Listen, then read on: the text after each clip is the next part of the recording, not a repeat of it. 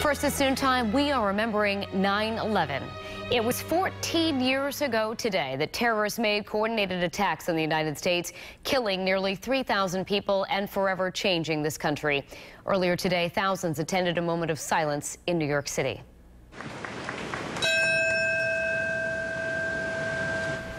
The observance held at 8:46 a.m., the exact moment that the first plane struck the North Tower of the World Trade Center. Meanwhile, at the Pentagon, a large American flag was unfurled on the west side of the building right at sunrise.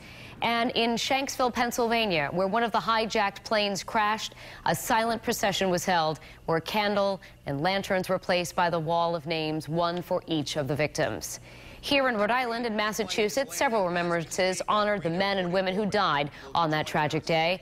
Eyewitness News reporter Brian Yacono was at a ceremony at the State House this morning. He joins us now with the story.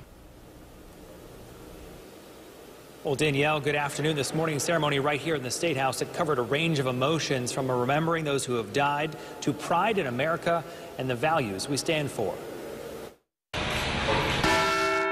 With the ringing of a bell echoing through the halls of the State House, there were 4 moments of silence, reflection on the events 14 years ago that forever changed our country.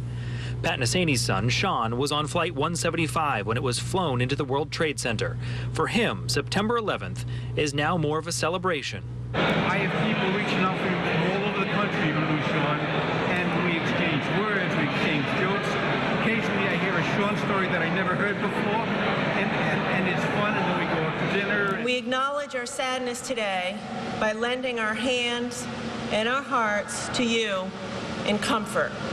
Governor Raimondo's message to the families of the victims of 9/11 is that they are not alone, that we are bound together as Americans. And let's also recommit ourselves to making this state and this nation and this world a place of peace, where we can resolve our conflicts more peacefully. And in a room filled with men and women in uniform, there was a reminder on this 14th anniversary of those who protect our freedom every day in every town and around the world. Each Rhode Islander killed in the war on terrorism was also recognized, and for the first time we're seeing the parents of First Sergeant Peter Andrew McKenna from Bristol, killed in action last month as they were presented with a rose. Now back here live this noontime, if you aren't familiar, the Rhode Island 9/11 Memorial sits right here inside the State House. That's what you're looking at right now.